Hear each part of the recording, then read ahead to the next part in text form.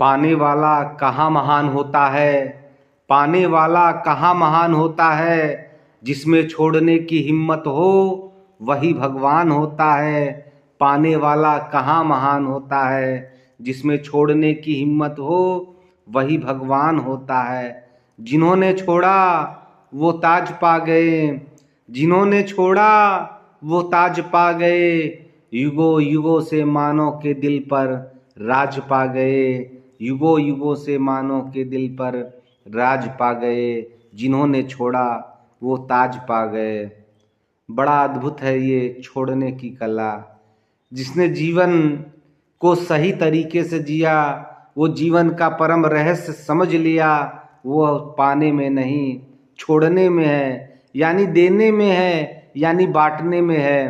क्योंकि मानव जीवन मिला ही है सुख बांटने के लिए, आनंद बांटने के लिए। और इस आनंद और सुख इंसान तभी बांटता है जब उसे छोड़ने की कला आती है।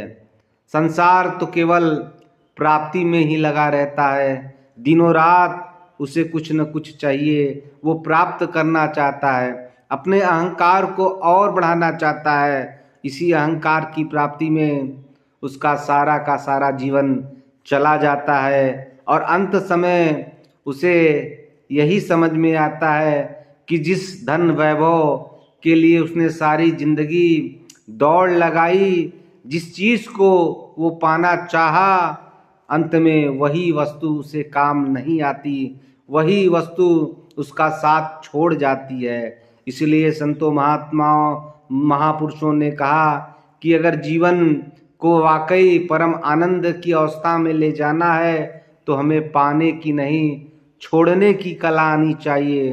क्योंकि जिन्होंने छोड़ा उन्होंने ताज पाया, युगों युगों से मानव के दिल पर राज पाया। आज हम किसी भी संत महापुरुष का नाम अगर बड़ी श्रद्धा से ले रहे हैं, उनका यशोगान गा रहे हैं, तो उन्होंने जीवन में अपने इस परमात्मा के लिए सब कुछ छोड़ दिया। इसीलिए हम उनकी महिमा और यशोगान को गा रहे हैं। क्योंकि जब तक हम प्राप्ति में लगे हुए हैं तब इस परमात्मा से कोसों दूर हैं। अब जिस दिन, जिस घड़ी, जिस पल हम सब कुछ त्याग देते हैं, उसी घड़ी इस परमात्मा में हम इकमिक हो जाते हैं। इसीलिए तो कहा गया, मैं था तब हरि नहीं, अब हरि है मैं नाही। जिसमें अहंकार होता है वहाँ परमात्मा होता ही नहीं। और जब अहंकार मिट जाता है तो ये मन, ये हृदय परमात्मामय हो जाता है। आप उदाहरण स्वरूप देख लीजिए, इंसान सब कुछ संसार में प्राप्त करना चाहता है, लेकिन गौतम बुद्ध को सब कुछ जन्म से ही प्राप्त था। जिस धन वैभव की चाहना हम दिनों रात एक करके भी नहीं प्राप्त कर सकते, उन्हें तो जन्म से ही मिला हुआ था। लेकिन उसमें भी आनंद उन्हें नहीं आ रहा था। वो भी इस परम सत्य की जानकारी करना चाहते थे जो सब आनंदों से ज़्यादा आनंदित है। और उन्होंने भी इस परम आनंद की प्राप्ति के लिए छोड़ने का ही मार्ग अपनाया और अपने पूरे राज्य परिवार का त्याग ऐसे कर दिया जैसे कोई वो एक कागज का टुकड़ा हो। सब कुछ त्याग कर 12 वर्ष कठिन तपस्या की, फिर जाके उन्होंने इस परम सत्य की प्राप्ति, परम आनंद की प्राप्ति की।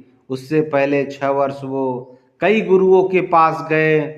जो गुरु उन्हें जो भी कहता वो वैसा करते, और अंत में पाते कि जब तक उनके हृदय में इस परमात्मा की चाह थी तब तक परमात्मा नहीं मिला। यहाँ तक गुरुओं ने कहा कि अगर आप खाना में एक चावल जिस दिन खाने लग जाएंगे उस दिन परम सत्य को प्राप्त कर लेंगे।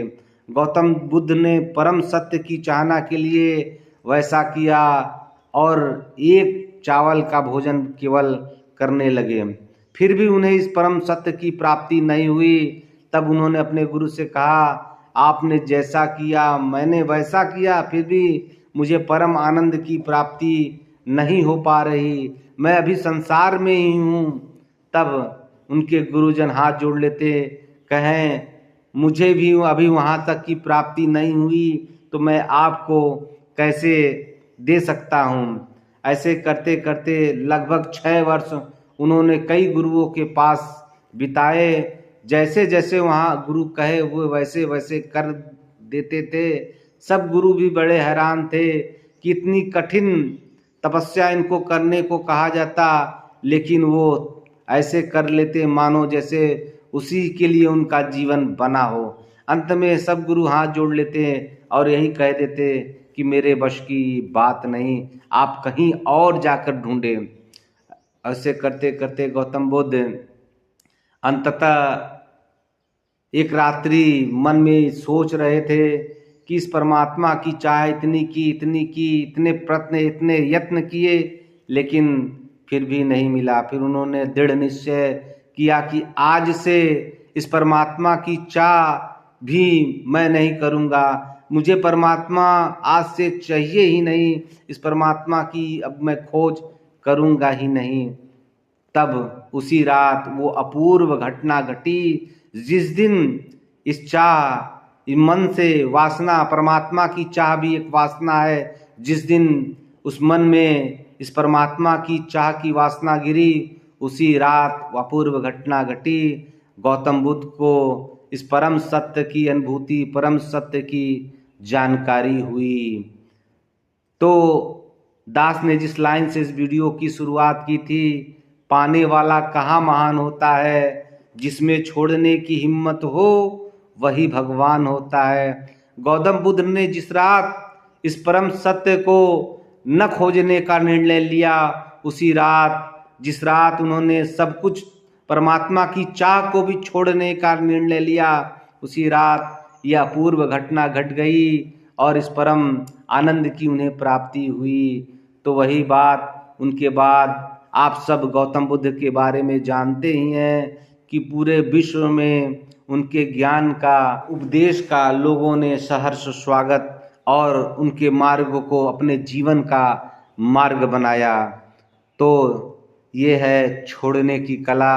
जो छोड़ने की कला सीख लेता है, हम तो केवल प्राप्त करने की कला संसार में सीखते हैं, लेकिन ये जो छोड़ने की कला जो सीख जाता है वही परम आनंद की प्राप्ति कर लेता है। जैसे आप कहीं बैठे हुए कोई मांगने वाला आ जाए, आप 10 रुपये 5 रुपये देते हैं तो एक मन में अजीब सी खुशी उठती है, वही छोड़ने की, अहंकार को त्यागने की। क्योंकि धन संसार में जो भी दिखाई पड़ रहा है, जो भी हमारे पास मौजूद है, वो केवल हमारे अहंकार को बढ़ा रहा है। लेकिन जिस दिन हम अपने अहंकार का थोड़ा सा भी परित्याग कर देते हैं, उस दिन आनंद की प्राप्ति, परम आनंद की प्राप्ति कर लेते हैं। तो आइए हम परमात्मा से यही विनती, यही प्रार्थना करें कि हमें भी छोड़ने की कला आ जाए, जिससे पूरे जग का भला हो जाए, भला हो जाए, भला हो जाए।